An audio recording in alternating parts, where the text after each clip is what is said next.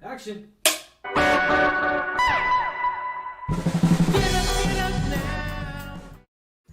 What's going on, Alamo City Movie Talk fans? I'm Ryan D, aka Ryan680.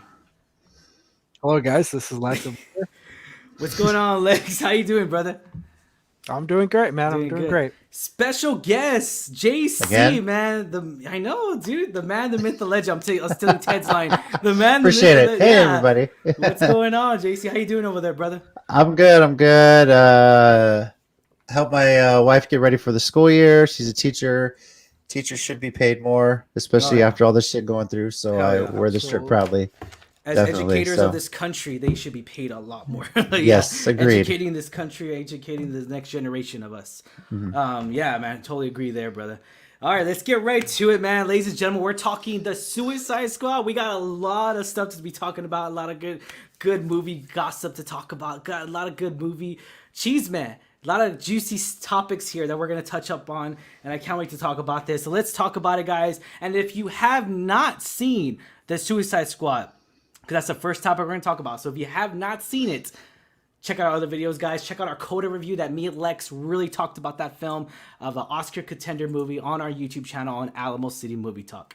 All right, let's get right to it. I haven't heard y'all's perspective of it, so this is going to be a pretty good interaction right here on the Suicide Squad and everything. And let's talk about this, man.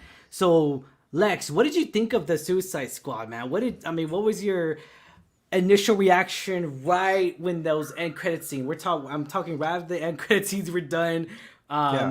what was your take on this movie, man? Like, what was the words that were coming straight to your brain at that very moment? And then JC, the same question with you after Lex. What were you thinking? I think it was freaking amazing. I really loved the movie. I just had fun. Like, I mean, to speak on like my thoughts right after, it was like effing great. Like it was great. Yeah. It was a fun ride. I saw it in theaters, and then I saw Oh, it back. dang. Yeah, I saw it again at home. Okay. But I saw it in theaters. Not a lot of people went, which was great. We picked like kind of like a downtime. Mm-hmm. But I had heard that it's probably best seen at theaters. And I mean, all moviegoers or all, I would say, directors and people involved in the movies will say that. But Yeah. I think, I trusted that the team knew what they were talking about. And I think it was one of those things where, you hear the audience laugh in these moments and things like that, where you need that. I Yeah. think that really enhanced the movie. And Mhm. it was just such a great fun ride. And, I trusted in James Gunn, and at least for me, his vision worked well for this film. Definitely, man. Okay, so as being a huge DC fan that I am, I enjoyed this movie. I really did. I know JC probably was thinking like, oh, he's gonna say he didn't like it, or it's just because I'm very picky when it comes down to DC, because it's just like it's almost like Star Wars. It's just you hold it up to a high standard. And that's the thing. And I could go on another episode talking about high standards, how like they kind of ruin films or whatever. But regardless, the fact of the matter is I freaking enjoyed this movie so much. But I also got annoyed of it too at the same time. Okay. Certain just scenes, but we'll go on. I mean, that's obviously spoilers. A lot has to do with a lot of the kill-offs, man. A lot of the kill-offs that were annoying the hell out of me. It's Hey, like he told us. and no, okay. He told us not to get attached. Here's said no one to here's say. the thing. Here's the thing. You make us care about these individual characters here. And really care about them, and that's the thing. You really care about it, and like pretty much for the majority of these characters that are the main cast, you really stick with them. You really do, and you stick with the. It's funny. I've seen other movie critics that have reviewed this movie just like we have right now, and it's like they each loved one of the characters, whether it be Harley Quinn, Polka Dot Man, Bloodsport. It just they always enjoyed one of those characters, Peacemaker. Just they each had their own connection with these characters.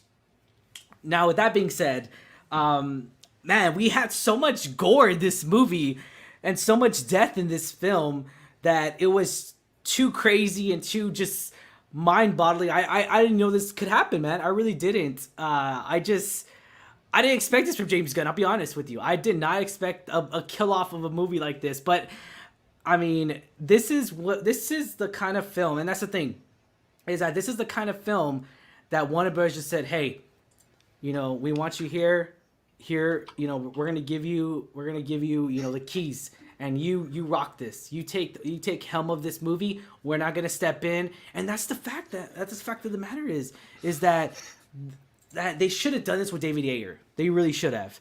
And I felt like they didn't do that with James Gunn. Well, with James Gunn, they gave it to him, and and that's another side note too, because I'm going to spell out the facts here. Obviously, because James Gunn got fired from Disney on a tweet that was sent a while back. And we're not going to go too much into that detail, but it was a tweet a while back, I would say. And Warner Brothers just said, hey, come with us. Come do Suicide Squad, the Suicide Squad. We don't know. Pretty much just give them the gates, They actually told them, we'll give you any movie you want. They didn't tell them, we'll give you Suicide Squad, or can you do Suicide Squad? They said pick a franchise, pick a character. Like if he had said Superman, they were gonna do Superman. They gave him full control. Yeah, and that's the thing that really annoyed me even more, because I was just like, dude, David Ayer's a freaking filmmaker. He made Fury, bro. Like Fury's a really good film. I enjoyed that movie so much. I enjoy Shia LaBeouf in there. I enjoy Brad Pitt. If that movie's ever on, this is how addicted. If that movie's ever on, I literally, if that movie's ever on the TV and I'm like cleaning, I have to stop because I'm just like, dude, I love this movie. John Boyega does these beautiful, just beautiful dramatic role in here. His angry mood that he gets in there, I love it, man. But JC, man, what did you think of the Suicide Squad? What was your initial reaction to after watching this movie, man?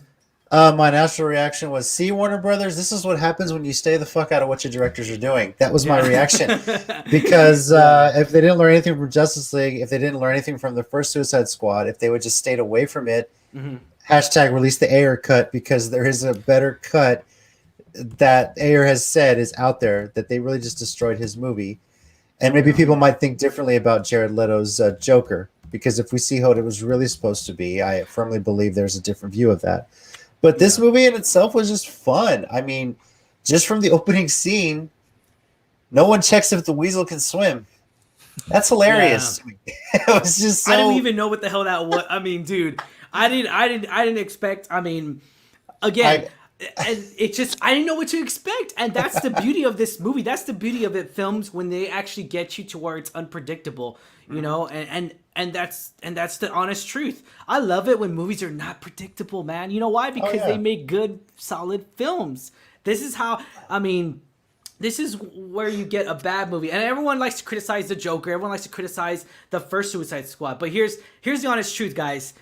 I freaking hated James Gunn. He killed off my two main people that I really did enjoy in the first Suicide Squad. He killed Boomerang. I mean, Michael Rooker showed up for like what, 5 minutes, probably collecting a $5 million paycheck just to run and just to cry. And the CGI did the rest. You know, but you know, that was, I got so much of Deadpool 2 vibes from that opening scene, because they made so much a big deal in the trailers about X-Force and all these guys showing up and they all die on the parachute jump. This reminded me so much of that. All these guys just get slaughtered. Save for Flag and Harley on the beach there. Although Weasel, as we find out at the very end, actually does live. So, but you know, that really just set the tone how fun this movie was going to be, and that nothing was sacred, you know, and no one was safe. You mentioned Boomerang. Sorry, man, he's gone. It sucks because I loved Boomerang though. That's the thing. I loved him. You know, I loved him. I loved his just jokes. I loved how over jokester he was. I loved his accent. I loved it. He was one of the main cores of why I enjoyed the first one, you know? It wasn't Will Smith. It wasn't. It was Harley Quinn, and of course Colonel Rick Flag. And the fact that they killed him off pissed me off even more. I was more upset. I was pissed. I was more shocked than anything. I was pissed. I was angry because I enjoyed that actor playing that role, and it doesn't make sense to me now because it's like, what? How the Suicide Squad always had a leader, and pretty much throughout. I mean, again, it's half the comics that he's pretty much the leader, but the other half is, I think it's like Harley Quinn. Sometimes it comes in as somebody, I forget who it is. I think it's, I think it's not Bloodsport. It's Deadshot. Deadshot. There you go. Deadshot comes in, leads the majority, like the next half. But it's like, dude, this is only technically the first movie / reboot. Like, why would you do that? Well, like, it's almost like, hey, it's almost like James Gunn saying, hey, everyone, forget that other movie. You know? Not really, because it's technically a standalone sequel. So they make subtle references to the first one. He wanted to use Deadshot. Obviously, he couldn't get Will, but Bloodsport's a good issue because he left it open for Will Smith to reprise that role, not confuse anybody. I didn't want Deadshot back. You know, this is arguably the best performance live action Harley Quinn we've ever seen, and I'm counting Birds of Prey and the first Suicide Squad because when you look at what she's dealt with in those two movies, you can see how much she's grown from there. I enjoyed her as Harley Quinn, I enjoyed her, you know, or whatever, you know, I enjoyed her as, you know, Margot Robbie. I enjoyed her more in the first Suicide Squad because, again, it's her first time seeing her on screen. Nothing could take that away from me. It's like watching her interact with Joker and her saying Batsy, Batsy, Batsy. It's just those. God, I love it, man. I freaking dig it, dude. Like, it gets me going. I'm just like, dude, this is awesome. I'm digging it. Margot Robbie's just born to play this role. I just loved it, man. I loved her interaction with the Joker. Now, if the next movie we get her interaction with the Joker, that could probably change, because I feel like there should have been a Joker in a sense in this movie, but it leaves it open for interpretation. But it doesn't really answer the questions of, is it really part of DCU? Is it really like? I say yes personally, but I mean, James Gunn has worked his way around it Well- because he says it's just like a standalone. standalone sequel. But what do you say? Standalone sequel? I mean, the movie can stand alone on its own, but it is in a ways a sequel to what has gone before. It is still technically DCEU. I just don't know. It doesn't, because it doesn't really give us any hints, and the end credits scene, they didn't even give us really as far as like, okay, is it going? Yeah, to, I get what They you're set up saying. the- I they mean, set up it the open. Peacemaker. It left They it set up the open. Peacemaker series. That was the whole point. They set up the Peacemaker series. But see, we That's all. knew that already. They already announced Yeah. that, like, what, back in January. They said, "Oh, we're making a Peacemaker series." Okay, we already knew that. Well, And, I think it answered the question on whether it was going to be a prequel or a sequel, though. I did not If think not, it was I gonna be- would have thought. no, Well, yeah, Well, Go ahead. because when they show you that Yeah. Peacemaker He gets died, or I didn't believe that for a second. That was the one I did predict. I kind of did. I mean, they didn't bother. They didn't kill. They killed everyone else. I mean, they didn't care about who they killed. So like, there wasn't a kill that wasn't gonna trust, especially because of what we saw. I mean, I thought that was game over. So at least they answered the question of that. But I agree with what you're saying. Like, it, to an extent, it plays it safe in the sense that, okay, it's not, the after credit scene is not about a connected universe. It's about a show. And granted, I'm okay with that, because it that move for the film universe and the and show universe to be unified, it took Marvel forever to even embrace that. So I'm glad that DC is doing this, and they're doing it under the HBO Max umbrella, which I think is a good strategy. Now, granted, like, HBO Max plays a factor as to how the audience is being split between watching at home and theaters, and we can talk a little bit more about that later.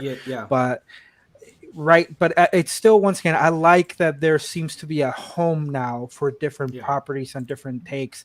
But yeah, it plays it safe to an extent, right? Like, there's a name drop of Superman and history with Bloodsport, which comes from a comics reference. But at the same time, they're not showing you Henry Cavill. They're not showing you exactly right? Shazam. So I or understand like Black that Adam, disconnect. or it just it really comes down to it. It's a good film. It really is. Yeah. But it's not a great movie, I would say, and that's just me seeing it as as in my point of view. And well, let's go to ratings, man. Let's jump into ratings real quick. We don't want to spend too much time on this topic right here, but ratings. Lex, what is your rating? Rating 1 out of 10, 10 being the highest. When you give this movie? I think this was a 9.2 for me. I had a lot of fun. Good. It's not a perfect movie, but once again, I would say that the way that the movie played out and the way that it made me care about characters, while at the same time being aware that these characters are not good people, right? They've done terrible things and they're willing to do terrible things. I think the movie did a good job at balancing those two things, right? Being able to care for someone's journey and someone's growth, while at the same time knowing how despicable this person can be. And that's hard to do, I should say. So I think it's well deserved of a 9.2 in my opinion. And would love to see, what else this James Gunn universe has to offer to the DC fans. I'm gonna give this a solid 8. I'm gonna do 8.5. I'm gonna do 8.5. But once again, it's a good film, guys. If you're and again though, it's really, Warner Bros. Has really left DC like kind of skeptical. It's like, is it a good movie? Is it not? Like, it's almost, we have to question that. And that's the sad part of it, is that we have to really question it. And I hate it that we have to question it, because it's like, it's a good movie. Like, people are shocked because I saw so many comments like, it's a good movie? What? Like, they're all like, what is it anyways? Because it could, again, the average moviegoer does not know that it's like a reboot, but sequel, but it's not, like, it's very confusing, right? And but we'll call it a reboot. But and let's talk about this photo real quick. And JC, we'll go to your rating right now as soon as we're done with this. So how much do y'all love King Shark? I mean, the way he was drawn, the way he's so freaking detailed was just beautiful, man. I loved the way he was drawn up. I loved, Peacemaker's outfit. I just love the whole costume design in this movie. This costume design is an A+, is a 10 out of 10 for me. I just think the costumes were just drawn up really well. I enjoyed it. Well, except Colonel Flag, I would say, because Colonel Flag really didn't have he just had like a. This is on vacation, man. That's just what it was. Exactly. Yeah, it's all good. Yeah, it was cool. They gave him the yellow shirt that he wears in the comic books, though. Kind of. Mm-hmm. I loved it. I love King Shark. I'm torn a little bit because I love that his visual design is almost identical to the Harley Quinn animated show, which is excellent, by the way. Mm-hmm. Yes, we could agree on that. I was a little torn. I love this take for live action, but I was a little torn that with that look of King Shark, I kind of thought that they were going to go a little bit closer to the Harley Quinn animated show, where he's a fully like English speaking. You talking about smart tech savvy? Yeah. Well, I wouldn't have cared too much about because I like that in the animated show he's like a hacker, but I mean that doesn't work in live action because your fingers are not gonna. You can't work with computers like that, so that wouldn't have worked. But at least like. Being able to crack jokes. Like King Shark is funny in the movie, but being able to crack jokes in a more like high level way, like just talk like a regular person. I would have liked like a middle ground as opposed to having it be where like, oh, I can barely say words versus like, oh, I can talk fully in English and that's fine. I would have loved like a middle ground. However, for this movie, he worked so well, even just with the limited amount of lines. It's definitely a lot more than Groot, right? In terms of the vocabulary range. But I think the charisma was there. It was a great character. The CGI was really, really well done. I loved it. And the character design, once again, I really like that. I think other versions of the comic book make him look more humanoid, but I really like it. It was just you want to hug him, but at the same time you want to stay away. Like that was a good thing. It's a good mix. And I love how they really specified on that, how they really got into that deep, because I mean he did almost try to kill one of the others who would like and how dude I loved Ratcatcher 2 so much. That was one of my favorite characters. He's my favorite character. I loved the rat. It's just so Sebastian. Cute. Oh my god, it was he has so a name. Cute. Okay, excuse me. Come on, man. Oh, I thought it was Ratatouille. But okay. I thought it's not Disney. I thought it was Ratatouille. But that one's Remy, not Ratatouille. Remy, yeah. Sebastian's gonna get an Oscar. I'm calling it right now. Dude, that rat was just it's awesome, dude. Just animal acting, it's just beautiful. I enjoyed it so much. I enjoyed this movie once again a lot. JC, what's your rating of this movie, man? And then 9 for me. It was fun. I mean, it was slow in parts in the middle, but this was 9. This was a blast. This was just let loose, and you could tell James Gunn had a lot of fun with this. Yes, gore otherwise. He said he said even with the Marvel movies he's worked on, he said this is the most fun I've had making a movie. Oh yeah. Yeah, because I feel like he didn't have a budget. Almost to a sense to where like, oh yeah, just do whatever you want. We'll back you. And that's the sad part of it, man. That's the sad part of it. It's just like, why would you do this for James Gunn and not do it for David Ayer? Like, it doesn't make any sense to me. Well, it was different management, to be fair. Different management. Oh, true. Different management. Different Warner Brothers. A different Warner Brothers. And well, you say that, but then they did what they did to the Justice League and the original Suicide Squad. They did the same thing to Godzilla versus Kong. Yeah. Well, so much of that movie that they took out. It's Warner Brothers needs to just stay out of their own way. And that's when you stay out of your own way, you get movies like this, and they're great.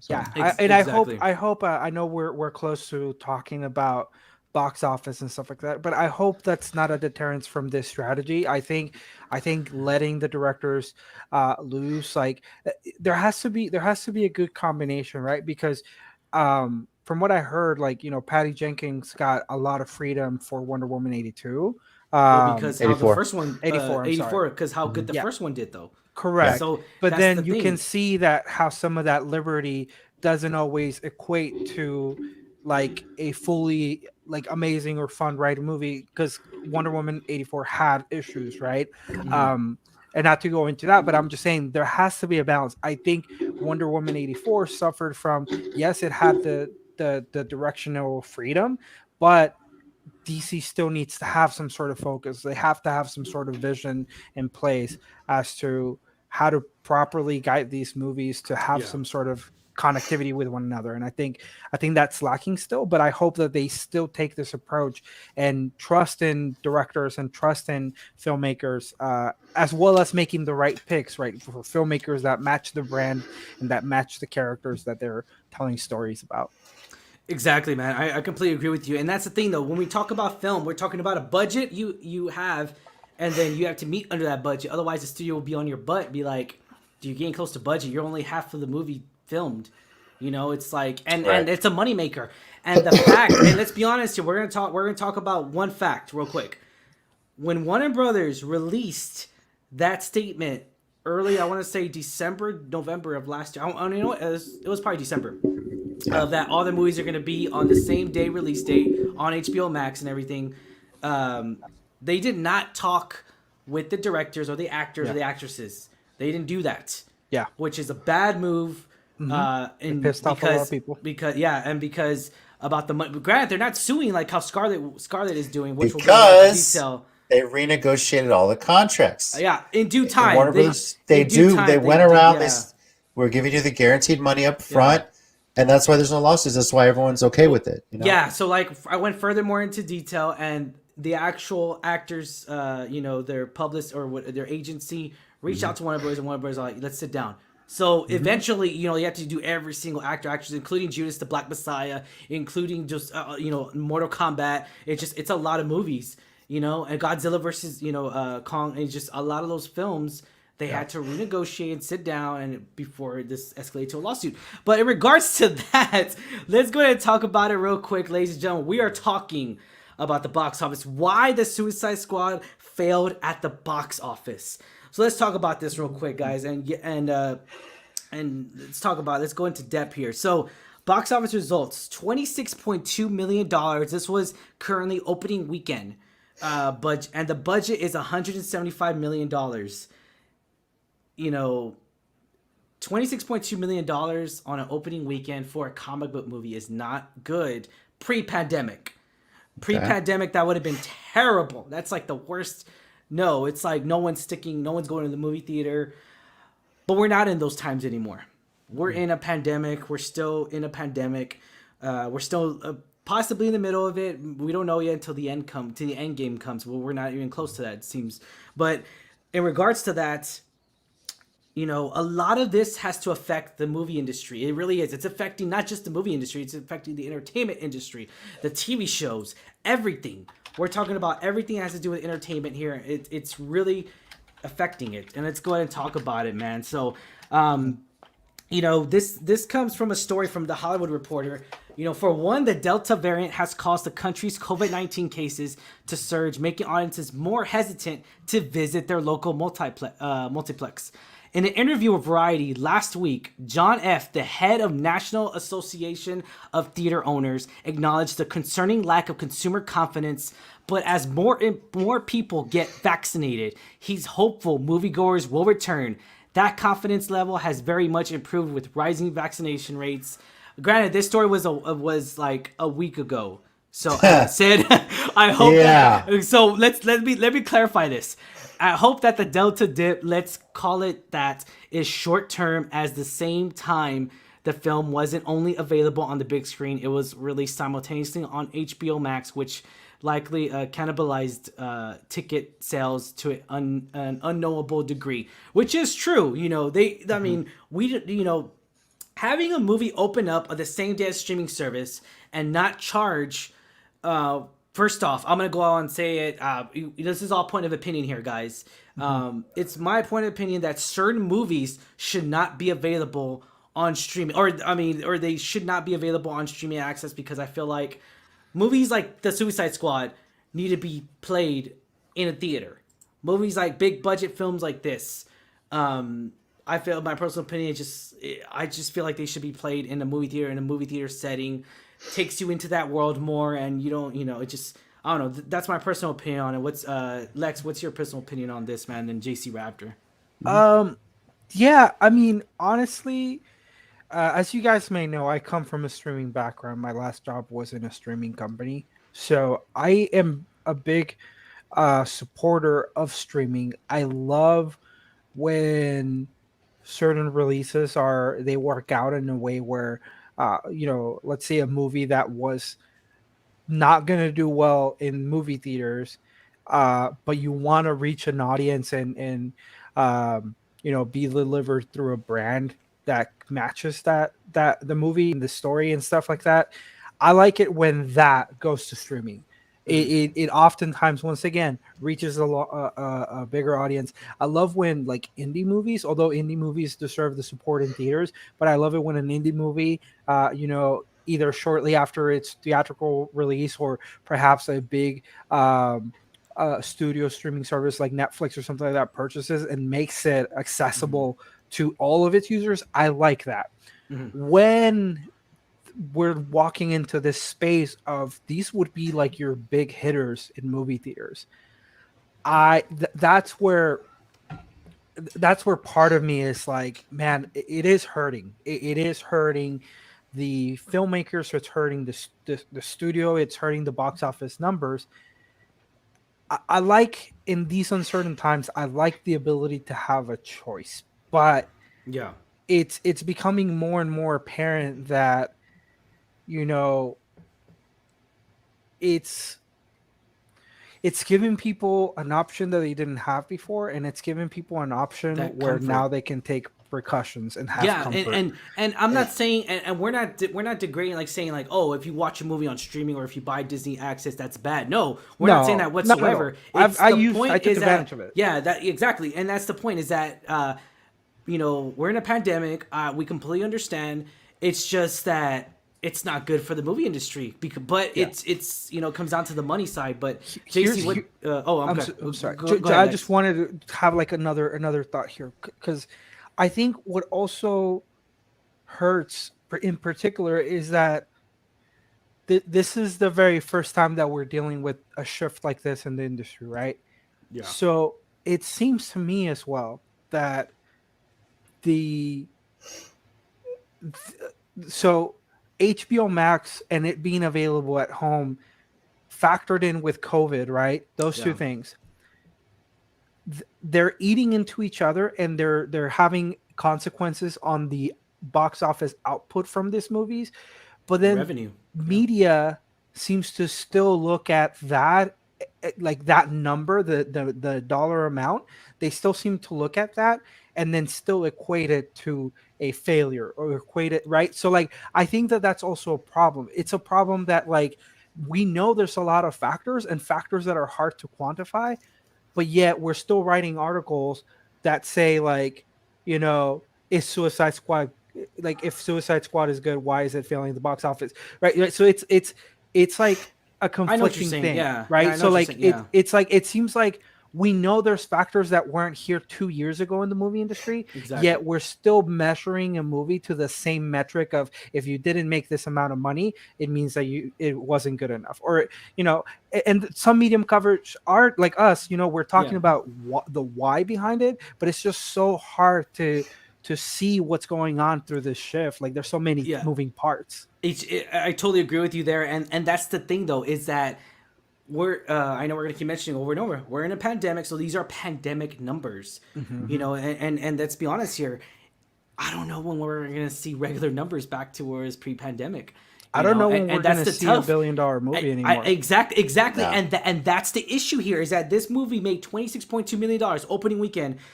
I doubt it's even gonna make and Well, that was local too, Dune's right? coming out.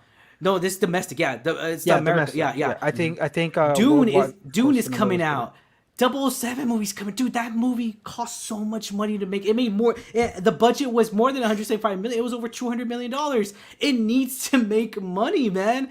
That's the sad point. Is that MGM's like they're almost going bankrupt. It just you have these studios that are just struggling, just trying to make ends meet because they put all their money towards. They put all their money towards these movies, and it's like, well, crap. Like, do we keep prolonging? Do we keep postponing the theater? Do we keep postponing our release dates because they need to make their money, man?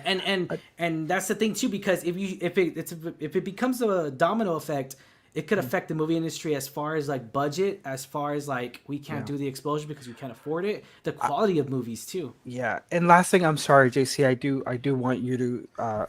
You got a lot to say. Go for it, man. No, I'm sorry. So one last thing, just once again, coming from a streaming background, and I mean this is known amongst audiences because people do it, but I think one of the things that media sources and I think even movie heads are not really factoring in is that people are sharing logins, right? Yeah. So like even when you're talking about the HBO numbers and how many new subscribers you got and stuff like that, I don't think you're properly looking at, okay, I have a group of friends, 5 really close friends.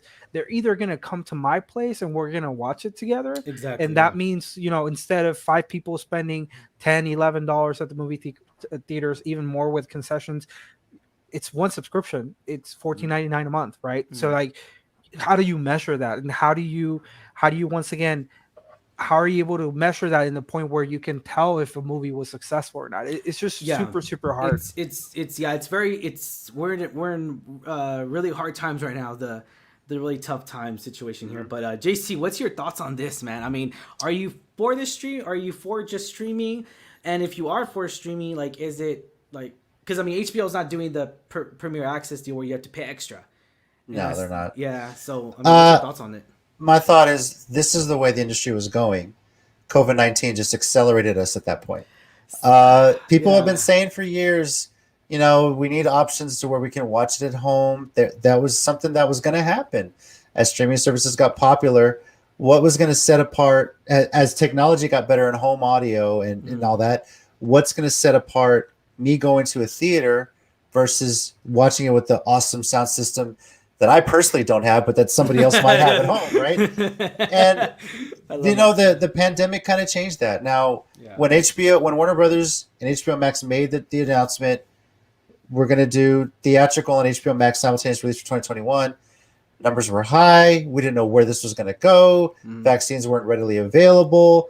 And for good reason. Now, do I think the pandemic had a lot to do with the low box office number? Yes, I do. Especially with cases coming back up, Delta variants getting up there. Hell, Dallas County has like no room right now and for kids ICU beds at this point in any hospital. This is where it happened. And that probably had a lot to do with it. It was also tax-free weekend. Yeah, kids weekend, in a lot of states that have tax-free weekend, kids are you got to go back in the classroom, masked or unmasked. That's a whole other debate, but that the people are out shopping and everything. I personally did go see in a theater. Thank you, Standing with the Geekcast. We had the private screening, which I think is the way to go. If you're concerned about going to a theater with a lot of people, contact a theater. A lot of them are doing private screenings. There's no more than 20 people. You can just, it's $10 a person or at least where I saw it.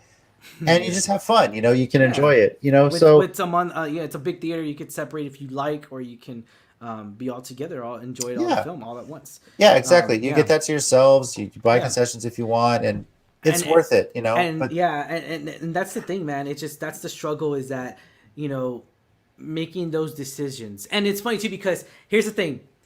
I have to admit it. I watched this movie on HBO Max because why? I was tempted.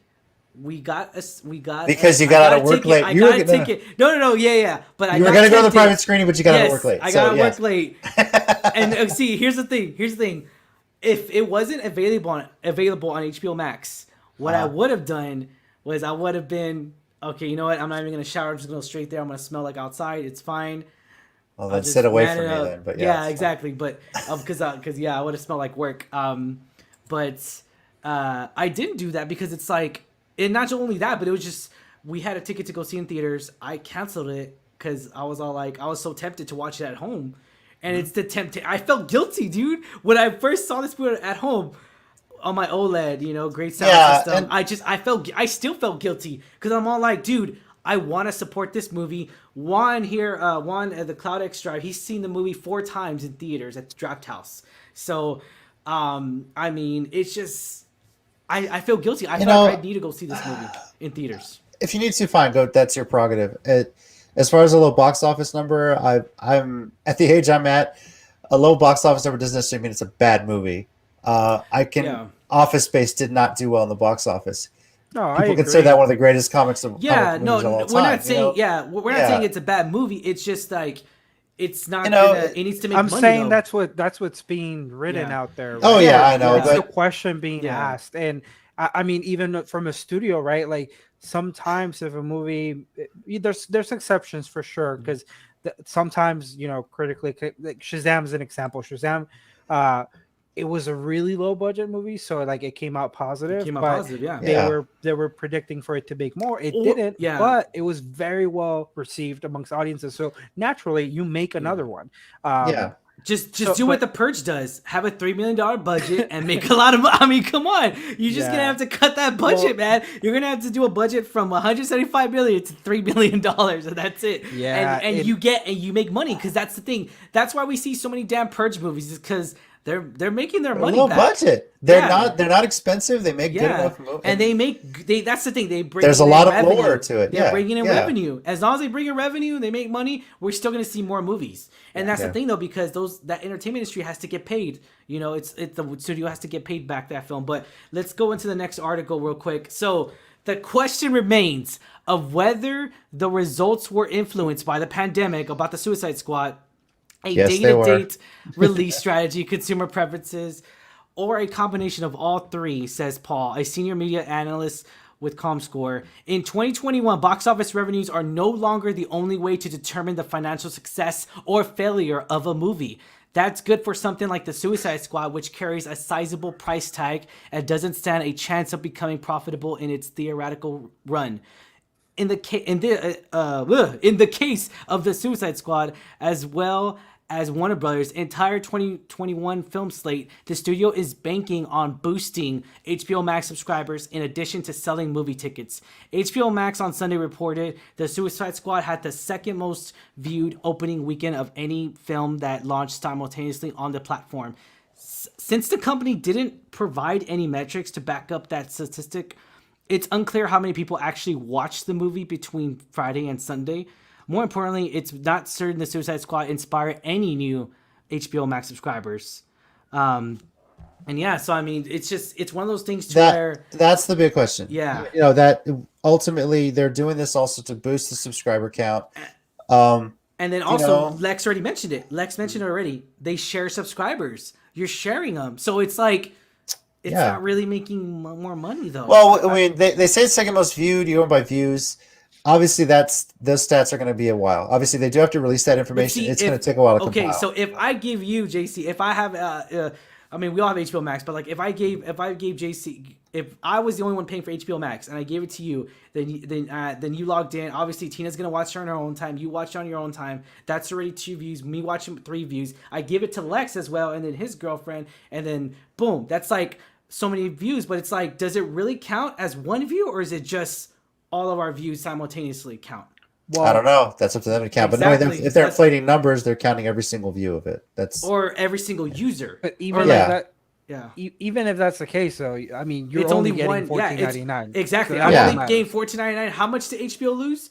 Oh yeah, and get this. This is what's crazy is that in the Heights, I read an article in the Heights. This lady, I think in New York, she had a party of 30 people who had their salsa night, which is cool. It was fun. It looked freaking amazing. In the Heights themed, of just food, is all food themed, and they had an opening weekend when In the Heights came out, and it was like 30 people there, but only one $15. I mean, obviously it was only one $15, so that's a lot of money, man. And they already paid the food, so it's not like the theaters can't make the food money. But it just, let's be honest here, theaters do not make a lot of money off the ticket. They don't. No, it's all concessions. Exactly. Yeah. That's why concessions are so much. That's why we complain.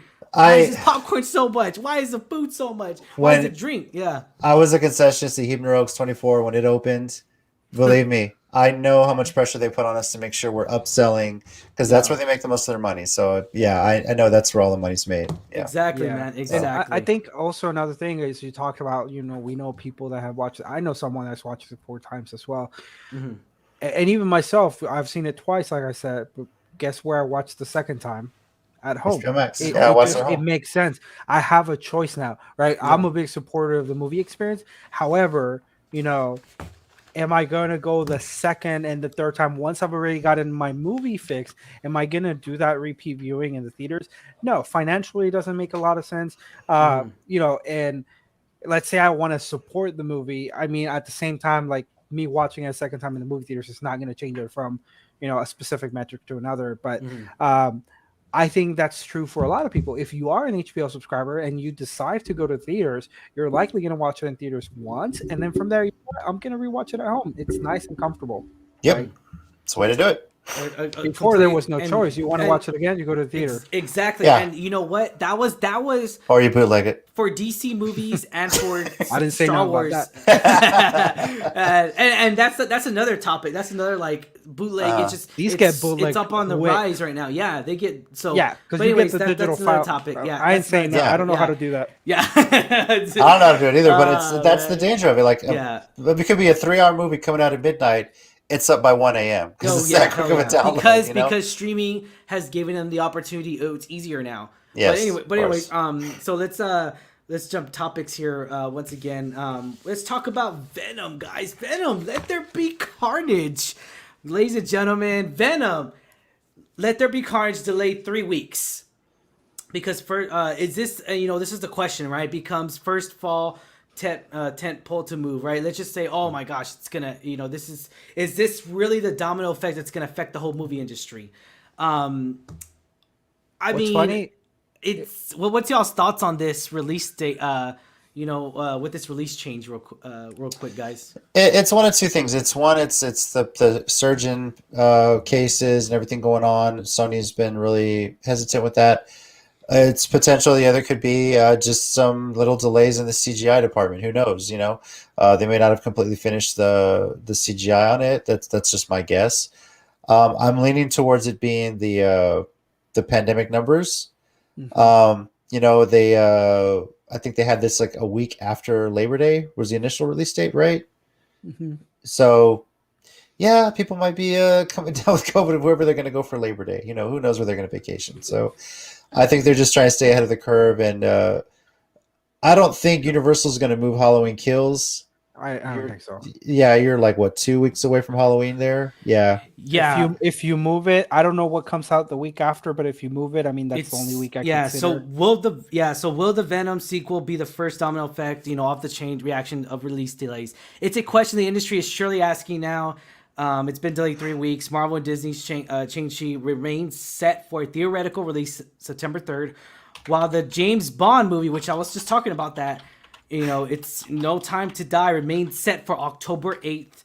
The Venom 2 move to October 15th puts it at the same day as Universal's Halloween Kills. Man, it's a very hard question to ask right now. It's because obviously we're like at a day by day, week by week. It's so weird how every day changes and we don't know what to expect. We're living in questionable times here, and it sucks, man. It effing sucks. Not just movies, but just life in general. It sucks living a life life like this. But we gotta get through it. There's an end game to this, guys. Obviously Thanos, he did something, man. He screwed something here, dude. When he did the snap, he unleashed a plague. That's what he did.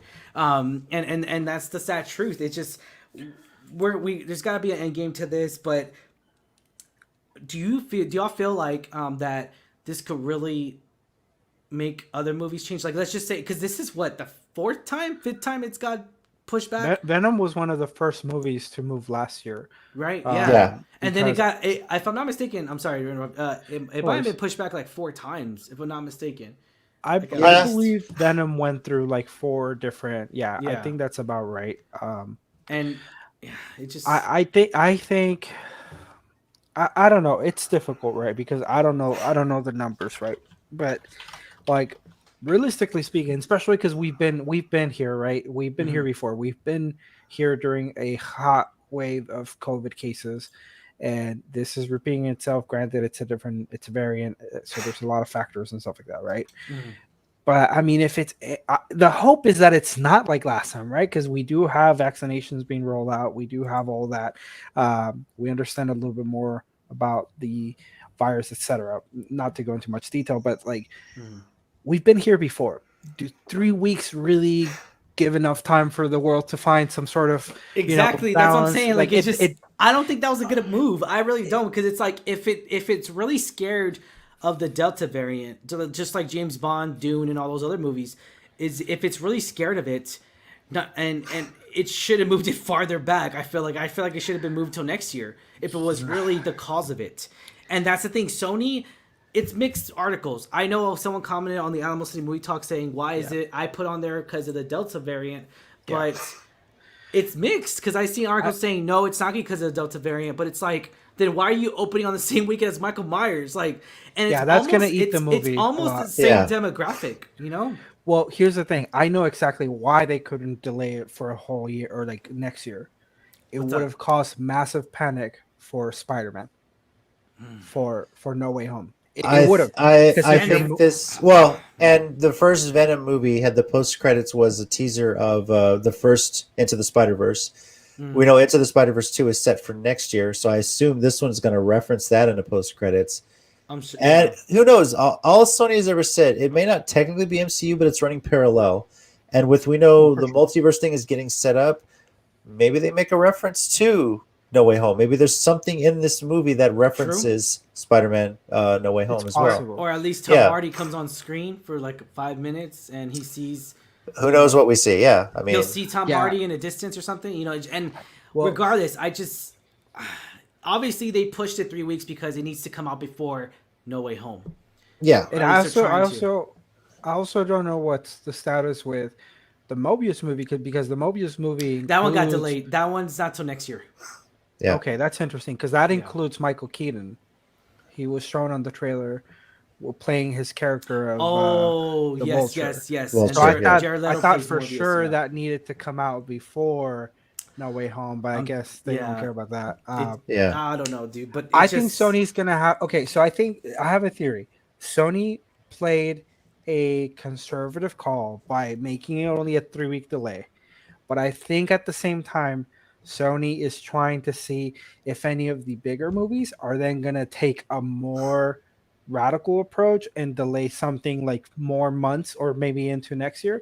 I think they're waiting to see how that plays out and see what the move is from there, because at that point it's the headline. And I mean, I know I'm referencing headlines a lot, but at that point the story and the narrative is no longer that, oh, Venom decided to change next year. It's like, oh, so and so decided to change next year, and so then if Venom does it, people will understand, well, this other studio did it. I think they're trying to play something like that just to see, okay, let's do conservative delay of a 3-week.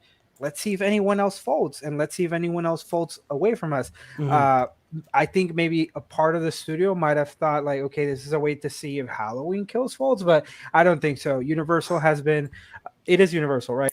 I'm not stepping into my own toes. Universal's Halloween Kills, Sony's Venom 2. Yeah, Sony's Venom. So Universal has been very aggressive and known to stand its ground when it comes to these pandemic releases and stuff like that. So I do doubt that they are going to fold in this scenario. But once again, I don't think it was directly like Sony versus Universal. It's like Sony being the first one to make a small change to see if anyone else is willing to make a big change, and then kind of gauge the industry move from there. And to see where cases go. I mean, who knows? Yeah. Who knows where they go from this?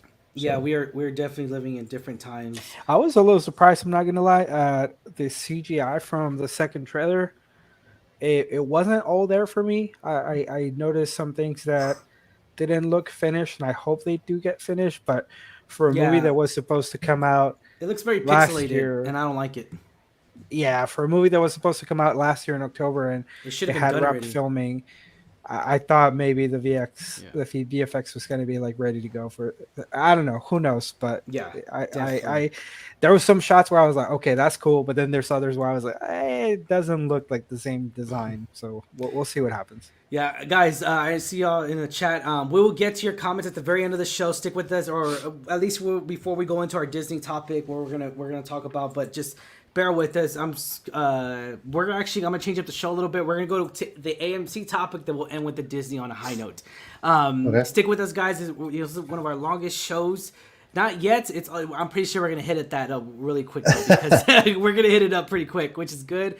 Thank you guys for sticking with us. Thank you for spending your Friday night with us.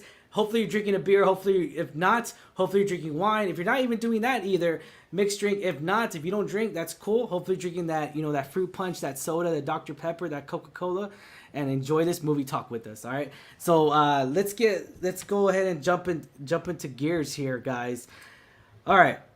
Since we're on the topic of movies and movie making, because these movies have to make films. I mean, they have to make money, right? Max says on the rocks. Awesome. Yes. Appreciate it. Yeah. Oh yeah, I love that. Wiki face. Oh, I love it. Thanks, bro. Thanks, Max. So in regards to this, let's talk about this other topic that I wanted to address. AMC. Now, AMC doesn't really have a big presence here. They don't. Not anymore. No, yeah. I don't know if everyone remembers that AMC theater that was over there by Huebner Oaks. Huebner Oaks, there you go. Yes. And it was oh really? Oh cool. So I mentioned that already in the show. Apparently you weren't listening to me. Oh, I'm sorry. I just heard I just heard part. I didn't hear him. Yeah, I didn't know. Yeah, you said Huebner Oaks. You know what I thought I don't know why I thought it was thinking Fiesta, because Fiesta's like around. No, that's De Zavala. Oh, De Zavala. Okay, I'm sorry. It's the next exit over. Yeah. There's a Regal on Huebner Oaks, isn't there though? That used to be AMC. That used to be AMC. So I moved here. I moved here in 2016. Okay. When that theater first opened in the late 90s, it was a 24-seat AMC. Oh, okay. It was huge. I love that. It was beautiful. It was. Yeah, I loved it. I saw Battlefield.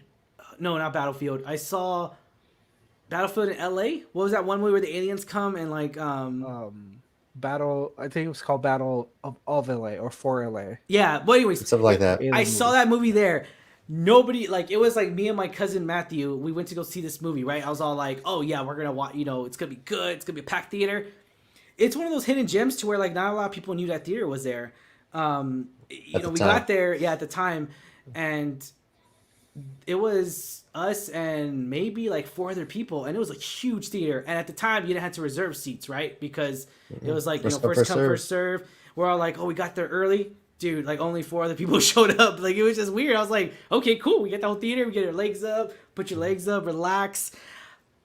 Now that theaters, they shortened the theaters because there's a trampoline place there, and now it's real. Yeah. They sold the 10 of them away. Now that's the trampoline park. Yeah. And it's just Regal bought it. I mean, AMC's AMC. Yeah, they didn't invest enough in it. Yeah. Yeah. So let's talk about this, guys. So AMC's formula for success, and I wrote this because this is just my personal opinion. Take it with a grain of salt. Take it however you will, moviegoers. Because again, AMC Theater, the only AMC theater here is River Center. Yes, yep. Correct. River Center. Okay. Now, with that being said, since it's not really a huge factor here, let's point out these facts here. So AMC's formula for success: more theaters, increased prices, and fewer showtimes. This is kind of familiar with another CEO, of Mickey. It's just, CEO Adam Aaron. So let's talk about this, guys. So increased prices, decreased showtimes. A full price AMC ticket averages nationwide $10.50, reflecting a 50-cent increase. Concession prices also increase. Theaters usually prefer to downplay price hikes, but Aaron, this CEO guy that came in, told them in a move to raise investor confidence. Similar, he recognized the benefit of significantly reducing the number of showtimes rather than operating 7 days a week with matinee starting at noon or earlier and the last show starting around 10 p.m. The last show of many locations now starts at 8 p.m. Sunday through Thursday. Now, in regards to that, I'm going to go ahead and mention a few other things too. This is the guy, he came in right before the pandemic, right before the shutdown actually happened here in America in March of last year. It's been really a struggle, right? This guy laid off all these AMC theater people, and guess what he gets, man? He laid off all these damn employees. The nerve of this guy. He lays off all these employees, and The investors give him a bonus. Yep, they give him a freaking bonus. A bonus. Oh yeah. Oh, you laid off all these employees. Now they got no jobs and they got to live off unemployment. Oh man, we'll give you a bonus, man. The rich get richer. That's the crap we're living in, you know. And that's the sad thing is that like this guy has really done like he's not a good CEO, you know. And it just, anyways. So in his regard, you know, backstory real quick. You know, last year. Or was it this? I think it was this year. I'm sorry, this year or last year or the end of last year. I can't remember. Correct me if because I can't remember. It's a fragment of my But on Reddit, you know, we know the whole stock thing that happened on AMC Theater. It was two Reddit guys in a chat or in a group thing, and they started to rack up the revenue. Well, they saw it as CEO Adam, I mean, you're doing a great job, man. Our CEO revenue went from $2 a share to like $40. I could be totally off by a few numbers, but it was around that. You know, it went up significantly. You know, and now and so AMC was actually planning on closing more locations, but they did it because they saw revenue in their stock. So therefore, they saw more revenue. They're all like, dude, this Adam, man, he's doing a great job. He's doing an awesome job. He's coming in, changing up the game. He's coming in, you know, just making us more money. So in regards to that, it's really shocking to me how these investors are just like, you know, giving him more bonus for laying off people. Oh, let's cut costs. We're going to cut employees. We're going to shorten movie times. This is their formula to make more money. Doesn't make any sense to me. We're gonna make the last showtime at 8 o'clock instead of normal 10 o'clock. You know, all these things that you're supposed to not do that are, you know, especially we're in a pandemic, guys, right? We're in a pandemic. We can all agree on that. Why are you gonna increase pricing? Why are you gonna give people more of a reason to not go to a theater? Like, it doesn't make any sense to me. What's y'all's thoughts on this, Lex? What's your thought on it, man? I mean, this whole situation.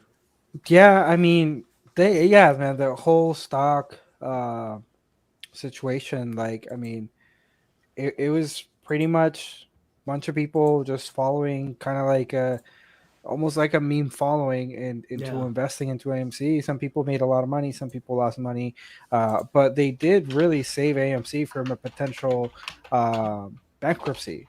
Bankruptcy was in the conversation at the time, and you know, there's loans and stuff like that that saved a lot of theaters, but AMC was in a serious conversation and a serious point. And yeah, I mean, as well known as the whole stock situation came about, it is hard to hear that the company took that as success, not from the people and the people that invested in their company. They're probably moviegoers, right? But they didn't take that as a sign of like, okay, people kind of came through for us. They're almost saying as like, hey, you know, we got lucky, but just business is good for us, and we've made the right decisions. And you know, it was pure luck. Let's bring out the facts here. It was pure luck. Yeah. And they saw it as revenue. Oh, we're making money, man. We're making money. Yeah. We're about to go bankrupt, and we laid off all the people, and then we made even more money because we laid off those people. Yeah. You know? And it's, I mean, and the thing is, the matter of fact, right, is that, okay, you got lucky. People organized a whole event to go ahead and raise your stock price and go against the market and stuff like that. Yeah. Okay, give back to the people. You know, for you to come back and, you know, they for a second, I think there was some press announcements saying like, hey, we're not taking this for granted. We're gonna go ahead and, you know, we have some really exciting stuff coming out, and some excitement announcements, you know, things to do with that money, right? And so granted, I'm not running a company or anything like that, but for them to come back and say like, okay, here's what we're doing. We're gonna take some steps so that our cost of production is not as high, but we're also going to go ahead and raise the price. And, you know, I think the only benefit that they've done for the people is if you own stock in AMC, they give you like a free popcorn or something like that. But that's so, it. Really? And okay.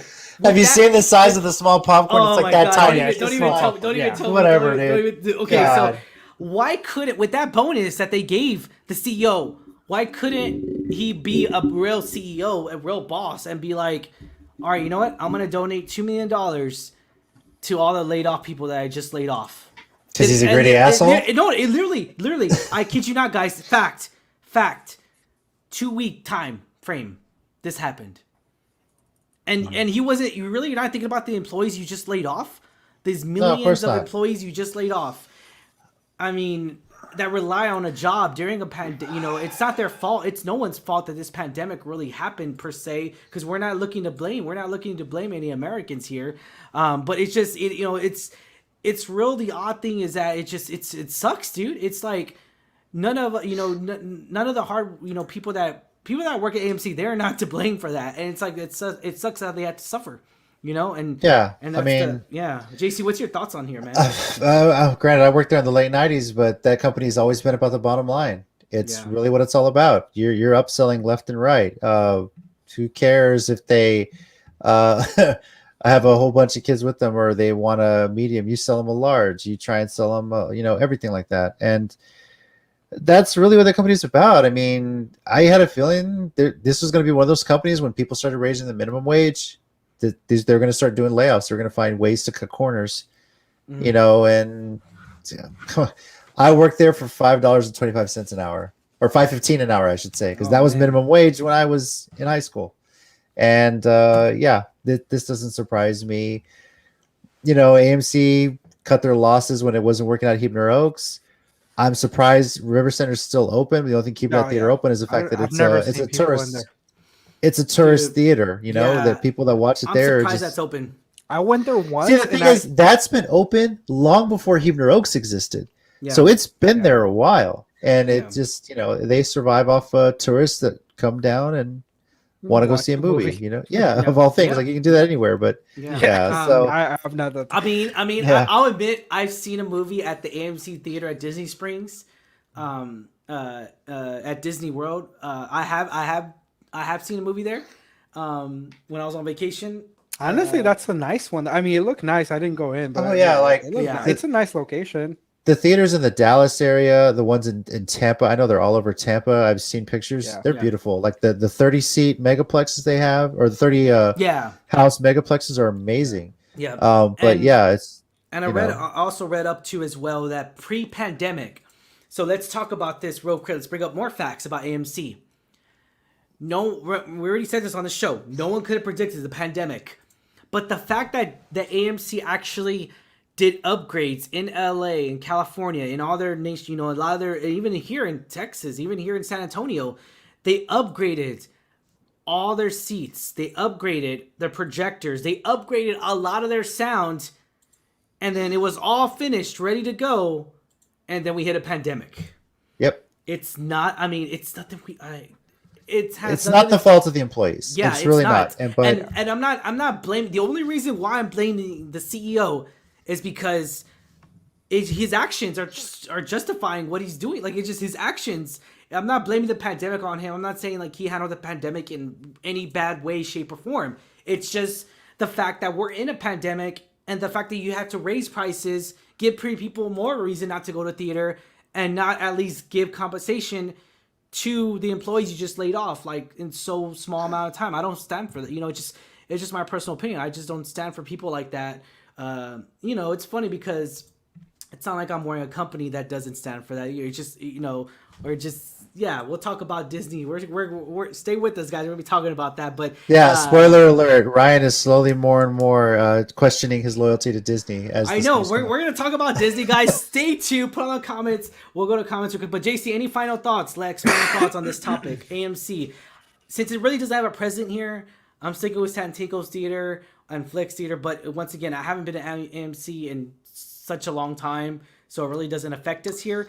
But for the moviegoers that are really affected in Dallas, like you said, JC, I'm not sure if Austin what's Alamo Draft House. Austin was a draft house town. Yeah. I would say, I'm trying to think what else. Houston, AMC, I would say probably, Houston. A little bit more. There's a lot more competition in Houston. Okay. Yeah. Austin also has like Cinemarks that are not dollar. Like, we know Cinemarks is dollar theater here, Regal. So Regal, I did not know this. So fun fact, Regal is actually not owned. It's not an American company. I believe it's China, if I'm not mistaken. But okay. Yeah, that's another side note. So, and we got CinemaCon, guys. Yes, theaters have their Comic-Con coming up It's CinemaCon that comes up next month, and you bet your butt that this is going to be on the agenda. This is going to be what is the future for theaters, because we're almost, like JC already said, it's going down to streaming. I don't want that though. I don't want that. It's like I don't want my kid. I don't have kids, thank God. But I don't want, if I have kids, if me and Lex have kids, JC, you already have kids and you already take them to the theater. But if me and Lex have kids, like years later, 10, 20 years down the road, I'm just kidding. But 10 years later down the road, they're gonna be asking me and Lex, right, Lex? They're gonna be asking me and you, bro. They're gonna be saying, Dad, what was it like to be in a theater? I don't want that.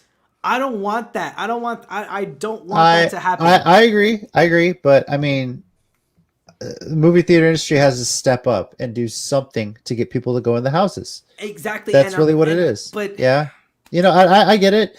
Maybe the streaming thing is you wait 30 days and then you put it on your streaming service. Yeah. I mean, the Forever Purge a few weeks after it came out was already available to purchase on demand. Yeah. And it's that's just how it is. But that movie made money though. It makes it. I mean, it didn't make like crazy numbers, but it made enough, and then it's getting on demand purchases. See, but it's like normal movies, they don't really get put on that budget because it's so low. And it's like you have to adapt. So you have to adapt in any business. So we adapt. Okay, by the way, hi Michelle, appreciate it. Thanks for stopping by. Michelle. What's up? Haven't seen the movie, don't worry, we already talked about it. You're good. Yeah, you're clear. Me either. Yes. Awesome. We're on the same page. Thanks for being on the show, staying with us on the show. I know you were with us last time. We were talking about Disney. We're going to be talking about that very soon. But so in regards to that, that's the argument though. It's like, okay, say quality. We're quality over quantity. Let's just say from now on, studios, let's just say streaming happens. Okay, fine. Streaming happens. All movies have to be a budget of $10 million. Can't go over. Otherwise, we do not make money. So it's like comic movies can't go these explosions. They can't do CGI like crazy. So it's like, let's be honest, Ho. That's the fact of the matter is that it's gonna happen. If the world keeps going the way it is right now, it's gonna come down to that. We're not going to see these big budget movies anymore. It's going to be like mediocre films. To us, they're going to be like indie movies. But years later, they're going to be like, oh, that's just a normal movie. You know what I'm saying? Because it's studios are not going to make a movie that costs $157 million to make and only make 10, 20 million. They're going to go bankrupt. You can't do that. Yeah. So it's like, are Marvel movies, Disney movies, are they going to really cost that much to make anymore? And then is the quality even going to be that good? Yes, because Disney prints its own money. That's really what it comes down to. I wish that was true, man. I wish that was true. Let's go to the chat real quick. My cousin Matthew, what the heck? Okay, early in the show, I don't know if he's still with us. My cousin, this is funny. My cousin Matthew loved the movie because so much better than the first one, in my opinion. Freaking hilarious and extremely action-packed. Loved it, bro. Appreciate your comment, man. I loved it too. I enjoyed this movie. Scratch that. I don't love it. I enjoyed this movie. I'm not gonna say I loved it because of my rating. Love is such a strong word. It takes Ryan a long time to use the L word with people. BVS I loved. Man of Steel I loved. I'll say that. Well, thanks for commenting. I was completely fine with Boomerang gone. Loved the way he went out. I wasn't though. I was so crushed. It hurt my heart, dude. It just hurt my heart so much. It really did. I'm sorry. I wanted to cry. I really did. I was like, dude, Boomerang, bro. Yep. Like he. Anyways, but yeah. Max says the scene where the Suicide Squad killed all those troops killed it for me. Yes, that was really good. Wait, killed all those. I think he was talking about when they go into the freedom fighters camp. Or Michael Rooker died, right? Yeah. Or are you talking about that? Or are you talking about when? I think it's talking about when they. When they took him off surprise. They took him on surprise. Yeah, when they're trying to think they're rescuing Flag and they go into the freedom fighters camp. Beer or something. That was so good. Yeah. Cena was a scene stealer in this movie. He really was. Yeah, I loved him for sure. Yeah. Suicide Squad sneaked up on the camp and kill everybody, but as they were killing, there's other people literally a couple feet away washing dishes and chilling as if they didn't see or hear their fall. Yeah, I know exactly. Yeah, exactly, man, exactly. Yeah, it's just fun. And, once again, on the rocks. Let's see. Michelle says, I would like to see more independent films. Hard to find in theaters. You know, Michelle, if you have not heard of the studio A24, I don't know if you have or not. A24 is a studio. I would look them up. They haven't done me wrong, and it's hard for me to say that. And JC could vouch for me. It's hard for me to say that, especially for a movie studio to say like they never really done me wrong. I enjoyed all their movies. They have horror movies, they have comedies, they have dramatic films. A24 is just a studio to my heart that I really hold on high regard and a high standard when I go see their movies and also their TV shows and everything. But yeah, I enjoyed A24 films. I can't really think of one right now because I have so many films in my head right now. I'm trying to think of A24. The only show I would recommend that's done by A24 that's on HBO Max, Michelle, is actually going to be Euphoria, but it's very graphic. It's very sexual, but it's a very good film. It's a good series. Zendaya's in there. She does a masterpiece of acting that I never thought she could ever do in my entire life. Like, wow, she is beautiful in that movie. So if you have not seen Euphoria, a series, be sure to check that out, guys. Wasn't the I haven't seen it yet, but wasn't the Green Knight A24? Green Knight, there you go. We just did a review. Oh my god, me and my wife just did a review. There you go. Thank you. Yeah. The Green Knight, another great solid movie. But that movie's not for everybody, though. It's not. I want to see it so bad. It's good. That's a great movie. But it's not for everybody. Yeah. Like Lighthouse. My wife talks about, every time we mention A24, she did not like The Lighthouse. I enjoyed it because I love that scene where William Dafoe really is not blinking the entire scene. She says they were so great. Willem Dafoe got. Don't have HBO Max. It's all right. JC will send it to you. It's all good. I'm just waiting for her to ask. I can probably get my login. So yeah, there you go. Yeah, so it's cousin love right there. Yeah, there you go. Appreciate for watching us, Michelle. Now let's get right to it. Hope you stay with us, Michelle, because we're gonna be talking about Disney. Now we're an hour and 16 minutes. I guarantee you we're probably gonna talk about this for another 20 minutes. But let's go ahead and talk about this, guys. Let's jump into these gears here. Speaking of high studios, Disney announced today, Disney confirms Shang-Chi staying theoretical only. Theatrical. So theoretical. I'm sorry. Theatrical. Okay, Jason, I'm already done for the night. Can you read this for me, man? But read it in suspense. I want to hear suspense. Disney CEO Bob Chapek revealed during last night's Q3 earnings call that Shang-Chi would be receiving a solely theatrical release of 45 days for movie at Disney Plus. That's, keep in mind, the premiere access has been like 3 months and then it's free. So yes, yeah. This move has not sat well with fans, however, many have taken to Twitter to voice their frustrations over the situation.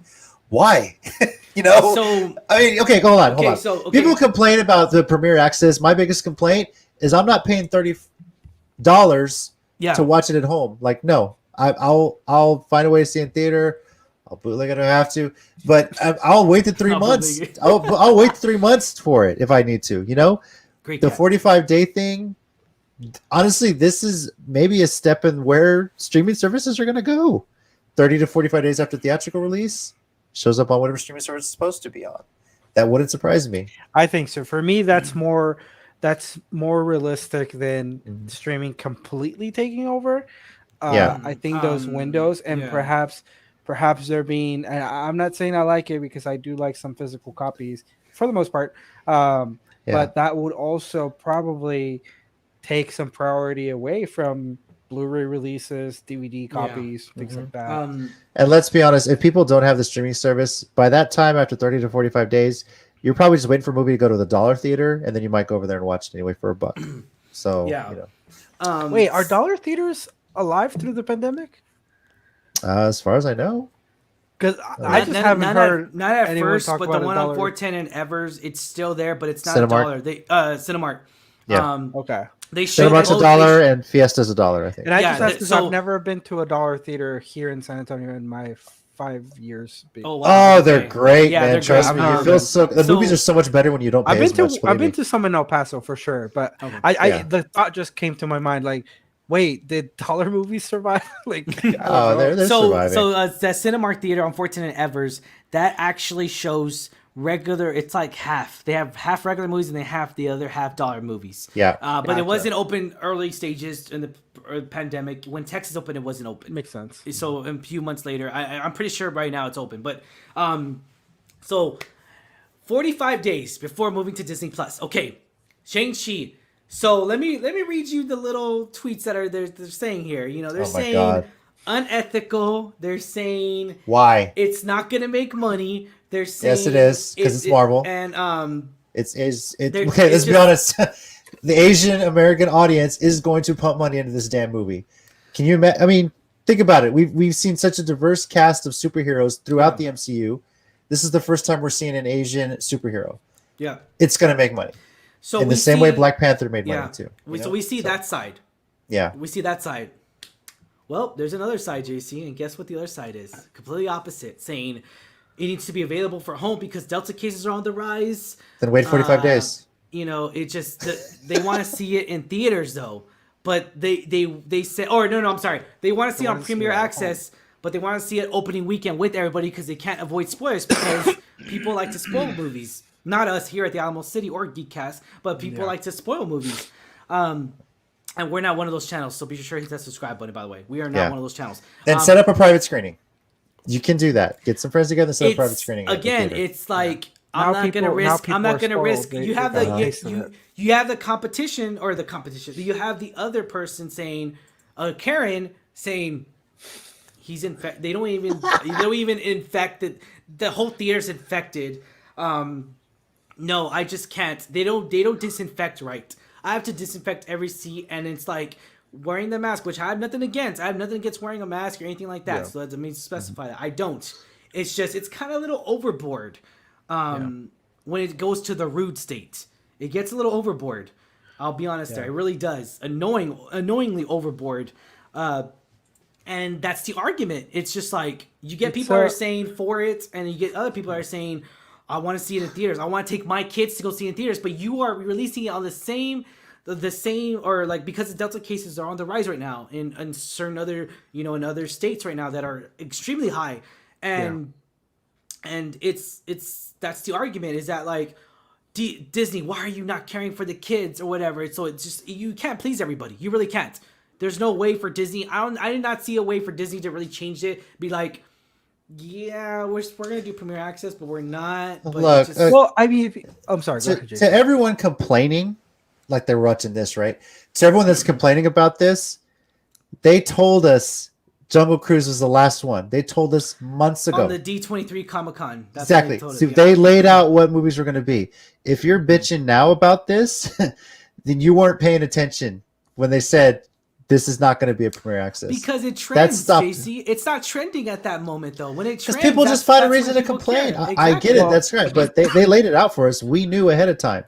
So that's on you for not knowing, And I can guarantee you, I mean, I don't want to generalize or things like that, but I can guarantee you that a pool of the people finding this to be unethical and wanting for there to be a way to watch at home likely also at one point complained that Disney was not opening their parks and that they were shutting down the access. And you could say like, okay, Disney not giving us a way to watch at home is unethical and they don't care about our kids, but then you're okay with the park being open, right? So it's like, you're crossing, you're intersecting into different sides. You did get spoiled a little bit, right, by the streaming access that we now have across different platforms, but they got to understand, like, the Disney Premier Access was a pivot. It was not a plan for the Disney Plus strategy. It was a pivot. They pivoted because they launched the platform in a time where, they launched before, but it launched fairly closely to a time where the world was learning how to deal with it, and the movie industry was learning how to deal with it, right? Exactly. Disney didn't want to do this. Disney had just come off from a year of $3 or $4 billion movies. They did not want to do this. Swimming in money. They were not. They make a lot of money still going to the theaters rather than getting your $30 off of Premier Access. And guess what? They tried it. It hasn't worked out. There's been people that experience problems and don't like the $30 price point. they're in legal battles right now because of how they've been handling the situation. So guess what? Yeah. They don't want to deal with that anymore, at least at the moment. So they decided, hey, this is going to be a movie. And once again, they made this decision earlier on, not because of the lawsuit, but I'm saying like it would be even worse if they pivot back to, okay, let's get into another one of those situations, right? It is what it is. I mean, once again, if people look at it through that lens, hey, remember, this was never the plan. This was just a thing that was done to make adjustments. You have to readjust and rethink of, okay, you know what? If I really don't want to risk it, it's at least 45 days. It's not the same as before when it was 3 months before I can even rent it or something. Mm-hmm. Yeah. Okay, so going furthermore into that detail, Lex was already touching on that realm. I'm already planting them seeds, bro. Yeah, bruh. Okay, so Scarlett Johansson, she sued Disney, right? Everyone knows my stance. I have an hour, probably half an hour of me ranting on that stance. Me and JC and Dylan, and a huge rant, right? And that's the thing, is that Bob Chapek, this guy, he doesn't. It's just, I couldn't expect anything of this person, because it's just like, who was this guy? This guy was leader of the parks, right? And right off the bat, I'm in a Disney chat with, it's at the beginning of the chat. It was first 4 of us. It was me, Lex, Eileen, and Angela. And I think I posted on that chat, because it's everything Disney. I was all like, hey, the new CEO. And Eileen was the first one. She's all like, she was all, she was like, what the heck? Well, like, oh, that's not a good idea, right? And so I was all like, okay, all right. I was all, I'll be skeptical, I'll take that with a grain of salt. Boy, was she right. Boy, was she right. And this is from like, this is obviously a year before and all this stuff, and it's crazy to know the situation that we're in. It's truly insane. And let's go on this little tangent right here. I mean, Disney CEO Bob Chapek dances around. I'm taking this from a quote from an article, guys, so take that with a grain of salt. Again, I just wanted to put a little spice to it. Dances around Black Widow lawsuit and gets real about theoretical releases. Theatrical. Oh my God. Okay, Theatrical. I can't read. I can't read. So here's the thing. Let's get real here. So the Bob Chapek, we get Bob Iger, Scarlett. It's just Bob Iger is pretty much just passing on the torch to this other Bob, and it's like, you expect the best for Disney. Bob Iger's really changed the game. He's the reason why they bought Star Wars. He's the reason why they did so much with this. They really did. He really is one of the main reasons why. He's a great guy. I know I mentioned it on the last show. It was like, oh, kumbaya, we're singing, you're eating s'mores, everyone's kumbaya with each other. Now, when this other Bob comes in, and again, though, I didn't think anything other of it. I was just like, okay, this guy's going to come in, do the great things that Bob Iger has done. I even read Bob Iger's book. It's just one of those things to where, like, this guy's a great guy. He really knows how to run a business, a multi-million-dollar company. And Disney wasn't like how it was whenever he got it, because Disney was a mess. I mean, it really was a mess. It really was. It was just so many Marvel Studios, even though Marvel Studios wasn't bought by them at the time.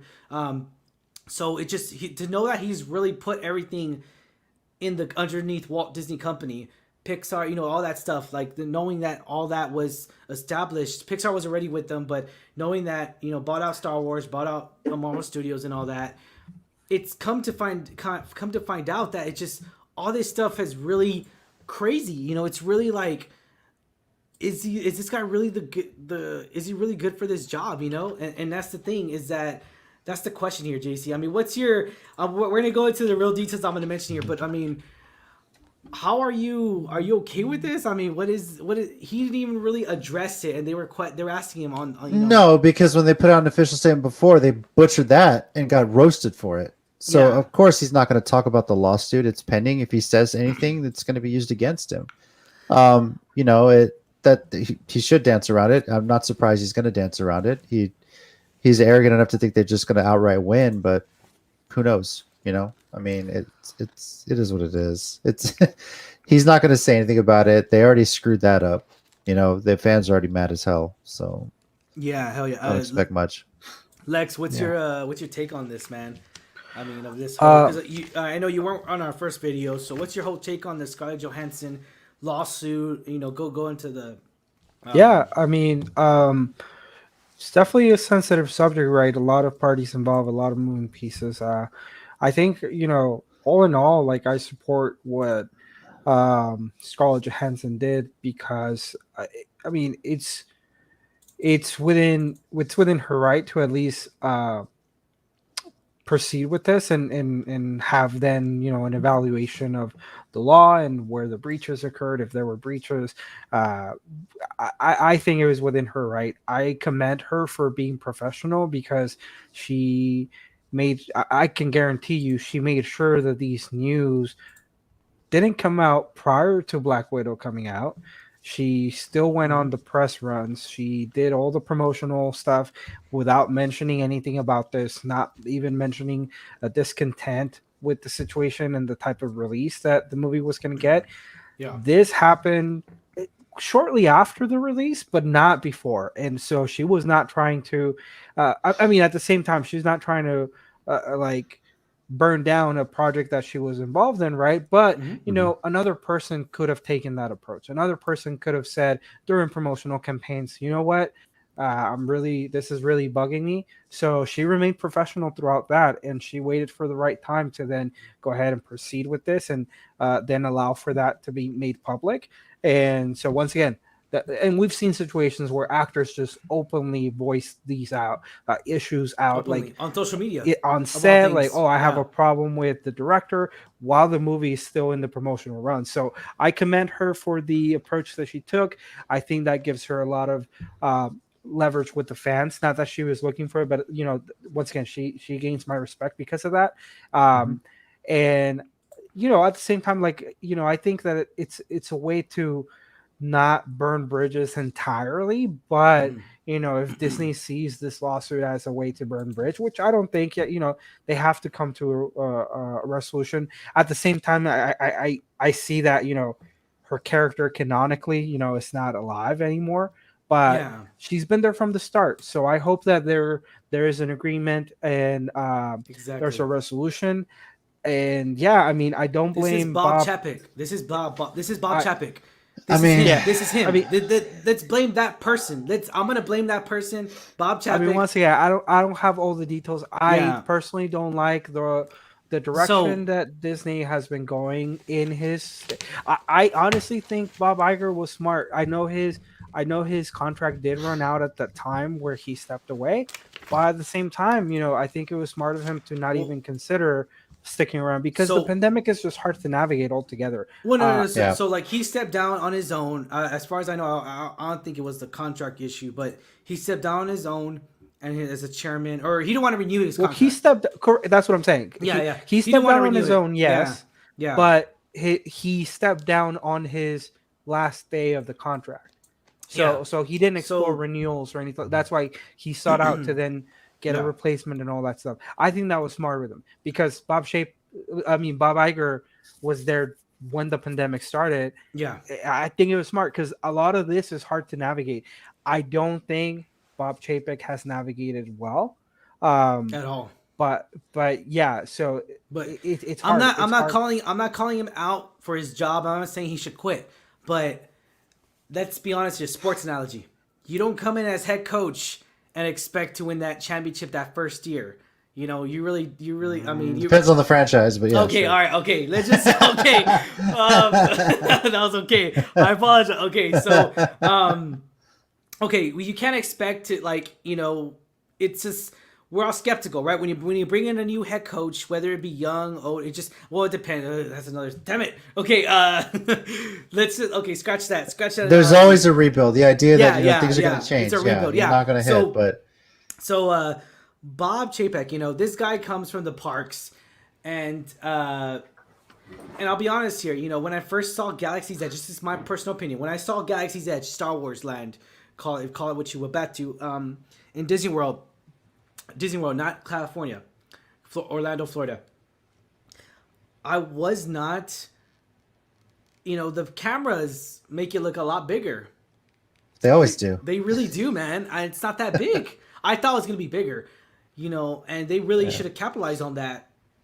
But anyways, going off that, it's just the character, it's the actions that one person really does. So what does Bob Chapek do? Let's bring out the little facts here so that way we bring facts to justify this. So one of the facts that Bob Chapek actually has done is that the difference between Bob Iger, right? Bob Iger. So let's just say Bob, let's go. I'm gonna wing this. So Bob, and Kevin, right? This is probably the worst ever drawing ever. But Bob and Kevin Feige, right? So they're together, right? It's beautiful, it's amazing. Kevin Feige's all like, "Hey Bob Iger, can I get this movie? Can we have this movie played out slate? It's gonna happen. No problem. Sounds good to me. Come straight to me. Everything, Same thing with Pixar. Oh, Pixar wants to come on by, man. Oh, hey, Bob, I want to do this movie too. And I was like, okay, sounds good. We'll put in the release dates so that way it'll correspond with Marvel. Sounds good. Star Wars. All right. Hey, we got Star Wars, the last film that just came out, Rise of Skywalker, coming out. We'll make sure it won't correspond with the other movies. Sounds good, right? We'll all go to Bob, right? Well, that changed. Mm-hmm. Bob Chapek hired an entertainment I'm not even gonna say the title, but Bob Chapek got an accountant. This guy used to be an accountant, a bank guy, to run their entertainment industry as the middleman. So, how I told you before, Pixar, Kevin, and Catherine Kennedy at Star Wars, they're all like, "Hey, Bob Iger, how's it going?" They can't even contact Bob no more. They have to go through another guy. A middleman. And that middleman goes to Bob Chapek. Because Bob Chapek, rumor has it, Bob Chapek and this other gentleman, I'm not going to mention his name, Bob and this other gentleman, we'll call him the accountant. Bob and the accountant drink beers at night and they like to hang out and just chill and they're best buds for so many years, like 10 plus years. And the fact that he got that job because he know him, if he knew anything about the entertainment industry, I would be 100% on board. Hell yeah. Sounds good. Friends can work good together on certain situations. Let it happen. But the fact that he's an accountant, a bank guy, he always sees his numbers. And Bob hasn't officially said it, but many sources from Disney have said that it's actually the accountant's decision to make that statement towards Scarlett Johansson. The accountant's decision to not talk about or talk to Scarlett Johansson before she did the lawsuit, and Bob's decision because he's influenced by him, the accountant. What are y'all's thoughts on that? I mean, it's just tough. Right? I don't. Just they screwed this up. It's that simple. And like I said before, Scarlett's might be the first. She's not going to be the last. I mean, right. I think next. Let me see on the stream where it's sitting there. Right next to me, to my right on the screen, is Cruella. Emma Stone's looking at a lawsuit of her own, and it's funny because Dwayne "The Rock" Johnson, he got his deal reworked. We'll talk about that. It's worth a good segue. Why is The Rock getting his deal reworked for a dual theatrical Disney Plus Premier Access release? But you didn't make the same deal for Scarlett Johansson. You didn't make the same deal for Emma Stone.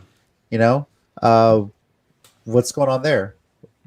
Let's talk about that. So since COVID, we've entered into hundreds of arrangements with talent by and large. They're gone smoothly, right? Chapek says. Yeah, okay. He claims I'm sorry. He claims. I apologize. He claims, right? Let's be honest here. He claims. Max said, "Give Scarlett her money." Exactly. Max, I'm your biggest fan. Thanks, bro. Appreciate it, man. Appreciate my little rant. This is called Ryan Rants, and I apologize if I'm loud, if I'm obnoxious, if I'm annoying. I do apologize, but it's just my personal opinion. Tell me your thoughts on the comments. I want to hear your guys' thoughts on the comments. If you think Disney sucks, Fuck the Rona, fuck Delta. Yeah, hell yeah. I could agree to that. And F cancer, hell yeah. Okay, so he also suggested that when Disney had altered its release plans for movies, it has come up with ways to reward stars whose bonuses were tied to the box office performance, which we already knew that. We knew that. Okay, we knew that. So take that. That was a sticking point for Johansson, who claims this. Man, JC, can you read this? I'm sorry. I'm like going blank right here. Who claims the simultaneous release of Black Widow depressed ticket sales, but it was a conflict that Disney is believed to have avoided with the Jungle Cruise star Dwayne Johnson by changing his compensation structure when the film also bowed on the. Also, I guess it's supposed to say debuted on the streaming service at the same time it debuted in theaters. We figured out ways to fairly compensate our talent so that no matter what the business model, everybody feels satisfied, Chepek said. So basically what you do is you reworked his contract and said, here's some guaranteed money and then some other bonuses based on box office. Yeah. That's really what you did. You exactly. Know. This same is thing HBO Max did. Crazy. Yeah.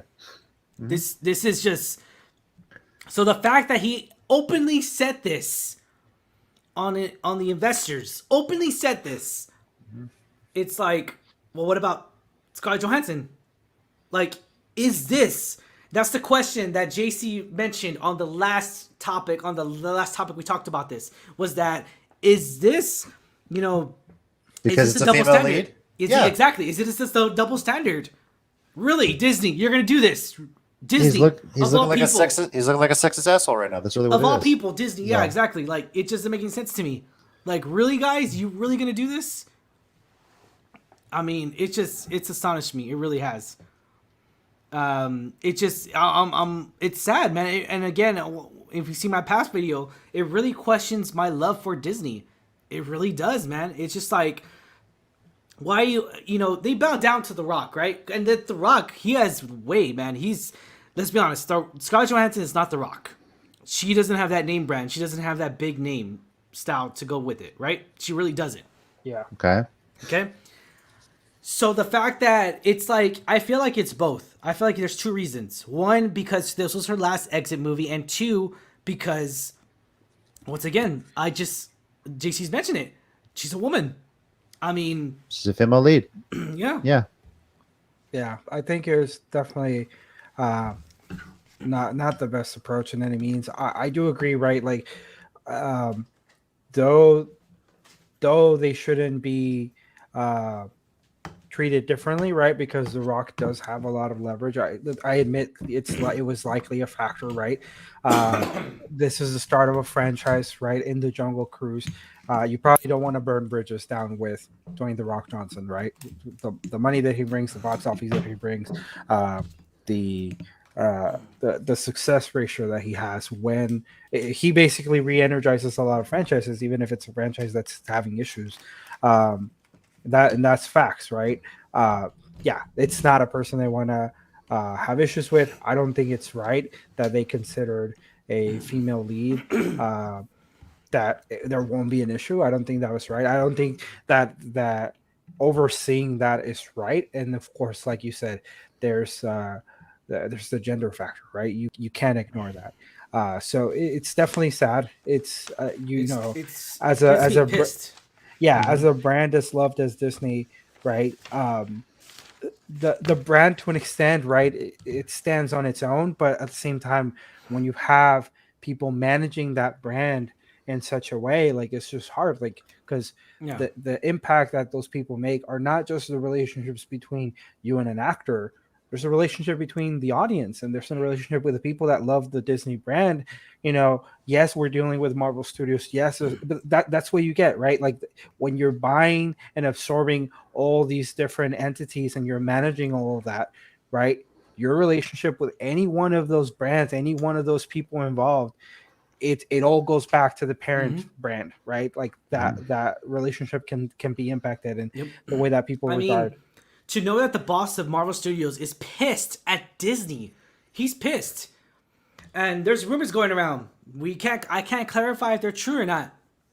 But multiple sources, 3 different sources, have said that Bob and Bob are not talking to each other. That Bob Iger's just waiting for his day to clock out and just be done. I mean, he doesn't clock out, but just a day to be done. He doesn't because he's on salary, right? Because he's a rich guy. Just do his job and go home. Yeah, just do it. Just I'm done here. And there's also a rumor going around that Bob Iger told Bob Chapek this is gonna happen, and Bob Chapek's like, well, let her try. I'm Disney. Pretty much saying like that. Not exactly quote unquote. Let her try. We're Disney. So Bob Iger was just like, all right, you cleaned it up now. Like pretty much let it happen. He was smart to walk away when he did. No, well, I mean, see, okay, that's the honest truth though, is that if Bob Iger was in charge, I feel like we would have seen a different story.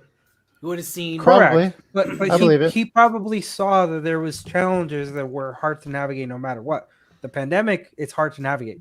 There was going to be situations where I can guarantee that Bob Iger would have still been blamed for X, Y, or Z. I think he's a very smart businessman, and he knew how to grow the brand. But of course, we can see that some of these challenges it doesn't matter if you're making the wrong moves, you're pissing someone off.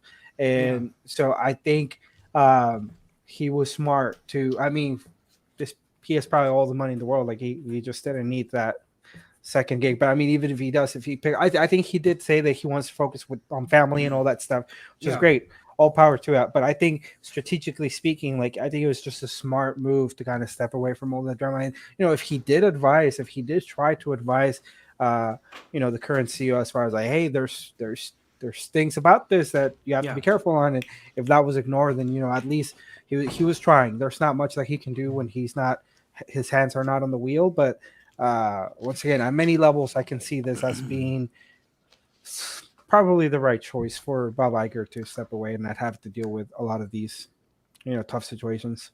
Yeah, I just, the things that he's done though. See, that's the thing though. I'm not blaming. I'm not after the guy for the things he said.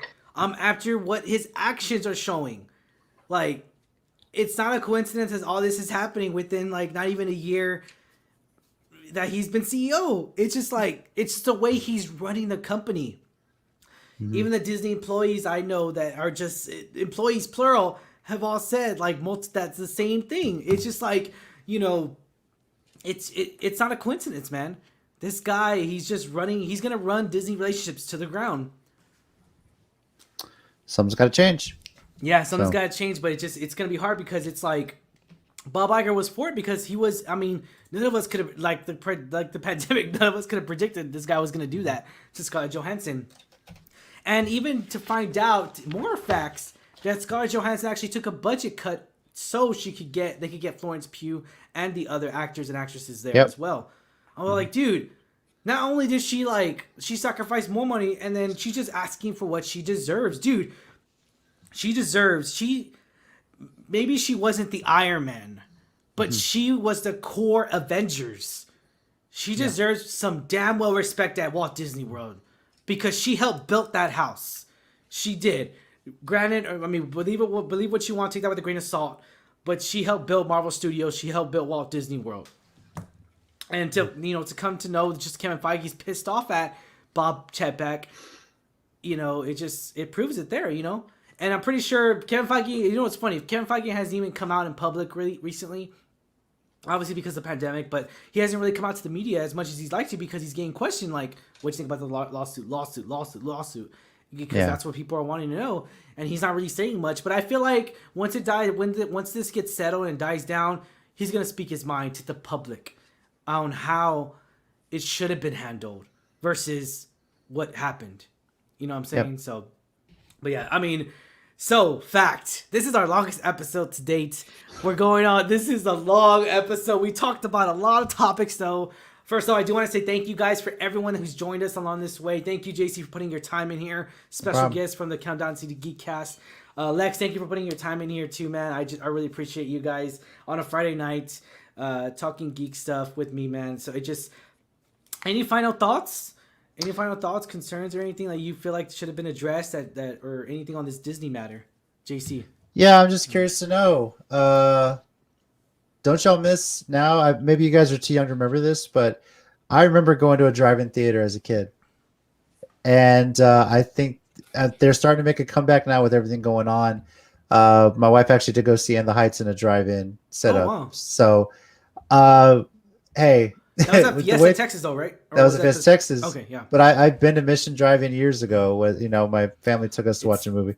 the buildings are still there, man. They could come back. Hey, I see no reason why drive-ins can't come back. You can make something I, of that and make that experience. you If know, you it's, want to make box office numbers, that's how you yeah, do it. you know, it's funny. Yeah. You mentioned that they actually have one, Stars and Stripes, if I'm not mistaken, in New Braunfels. If I'm Yeah. not mistaken, I think that's what it's called, right? It's called Stars. Yeah, I think so. yeah. So It's time for those to come back. The way people are, all this Yeah. controversy, bring the drive-in theater back, and yeah, that changes yeah. things. Manuel Rivas. Yes, thumbs up. I went Yeah. to Mission Drive-In. Yeah, see, there you go, man. We're showing our age, Manny. Yeah, you definitely I are, saw guys. I saw White Fang at the drive-in theater as a kid. That tells you how old I Oh, am. White Fang! Wow, The first one. Wow. Oh, dang. Okay. The first one. Oh man, So, I don't think they still do show movies on certain nights. Yeah, Yeah, it needs to come back. Yeah, on Stars and Stripes. I don't think that. Yeah, it's not every day. I think it's like on the weekends, of course, and like I think a Thursday. Yeah. Friday, but yeah, man. It's not 24/7. It is a nighttime thing, but maybe there's a way they change things around about it. So I mean, there's a chance. Yeah, no, there definitely is, man. I'm excited to see what, what's really gonna happen. Is the film industry gonna change completely? Manny says, I saw Teen Wolf. Oh, I love Teen Wolf. Michael Fox. Exorcist 3 at the drive-in. Wow.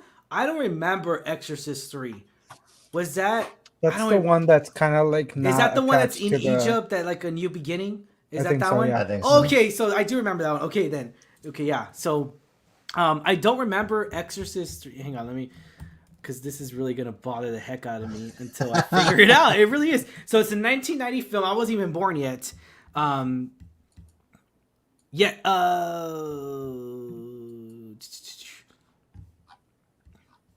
it just says... I'm not sure. Oh, it says Exorcism 3 is set 15 years after the original film. So, like, it's a sequel, I guess, on a standalone movie. Probably. Yeah, so it came out. It's an hour and 50 minutes. It came out in 1990. So obviously, way before I was born, or 2 years, and I'm born. And I believe it was that Egyptian movie though. Like it's like set in Egypt or some sort. It is because it had nothing to do with the like first two or anything like that. It's a good story. Yeah, definitely. It's about the Dominion serial killer. Oh, okay, gotcha. So it's one of those things to where like drive-in theaters, can they make a comeback? I could see it happening with this pandemic, but are we still gonna see good quality films? That's the question, because those good quality films, they cost a lot of money to make, and it's only a matter of time before they'll be like, you know what, our budget's gonna drop dramatically. We can't afford it since we're just doing streaming. So I'm not for streaming because it's not gonna make money in the studios. It's not going to get us high blockbuster movies. In the end game, it's not. It's not. It's going to hurt the studios. The studios are going to, they're going to go bankrupt. We're not going to see anything no more. It's, and it's unless they adapt. They got to find ways to adapt. That's really what it comes down to. All they could do is memberships. I could see having them like a membership, like a Regal membership where you could watch it at home and in theater. Something like that, where they have a deal with cinemas. Because theaters are just, it sucks. We'll find out next month because Theater Con's coming, or Cinema Con's coming out next month, which is funny because guess what movie they're showing on the theater? They get one movie to watch. Shang-Chi. Oh, makes sense. So yeah, so Shang-Chi, they're going to watch that. They're going to be able to watch it in advance. Nice. Yeah, so that's going to be pretty cool to watch. That film. So that film deserves, and they even said it, Kevin Feige, they've all said it, this movie deserves to be in a theater. Yeah. Bob Chapek said it. I'll agree with that statement. Out of all the statements he said, I'll agree with just that one small little sentence. But yeah. Once again, any final thoughts, Lex? Lex, JC? No, I mean, for me, I do think, movie's probably going to change forever. I don't know if it'll go back exactly to how it was now that people have choices and streaming has grown stronger, right? But I think it's all going to have to be about how we can adapt as an audience, and also how can filmmakers adapt, right? I do think that low budget movies can make a big impact as well. Joker was excellent. In my opinion, it wasn't a huge, big budget movie. It's just probably going to change, right? It's going to change how the studios approach these blockbuster movies. And once again, I think it's going to take a little bit of time before we ever see those billion-dollar blockbuster movies again. But Definitely. It's all about how we calibrate. Definitely, man. This is a great topics here that we were able to talk about. Fun fact, guys, I changed my battery 4 times throughout this whole thing while having the pictures up. So I'm just giving you a little fun little fact that happens here behind the scenes at the Alamo City Movie Talk studio. Just to give a little fun fact, this set cost $5 million to. I'm just kidding. Okay. So we're doing a little Alamo City Movie Talk tour real quick. Just a little setup here how I do it. It's pretty simple, but this setup cost $5 million to make. I need to make revenue back. So get one of those. Get one of those little adapters. In regards to that revenue, Alamo City Movie Talk will start an OnlyFans account where Lex will be doing. I ain't doing nothing. I ain't doing nothing. That's in the contract. Before you finish the sentence, you're gonna get sued. All right, you get Don't worry, man. We'll put it in the contract. If it hits good at the box office, you'll get your numbers hit. I want to see it. Want to see the contract. Yeah, but whatever we abide by, like if I agree to $5 million, I'm not gonna pay. I'm only gonna pay you $1 million though. Okay, I'm gonna be Bob right here. I'm gonna be Bob Chapek. I'm just gonna give you a little bit of money. Yeah, but yeah. So it's funny though because a few of my coworkers are all like, "Oh man, you should start. When are you gonna do OnlyFans reviews?" Alamo City Movie Talk at night. Yeah, that's good. That's good. It's classic. But once again, thank you guys for joining us. Thank you for being a part of our day, and thank you for us being a part of your day, for putting us on, watching our show, giving us a thumbs up on our review or on our review reaction / podcast that we got going on. This is our longest episode to date. I had a lot to say. We all had a lot to say, and thank you guys for being one here once again. But I swear it's my last time saying it. Any final thoughts? Anything like that? Nope. No, I'm good, man. We're good, man. So this plays out. Yeah, Yep. I enjoyed this. Hope All right, guys. Have a great rest of your night. If you have not already, hit that subscribe button, guys. Lex, thank you for being on the show. Special guest, the man, the myth, the legend, JC. Thanks for watching. Catch you next time. See ya. Right. Thanks for having me, guys.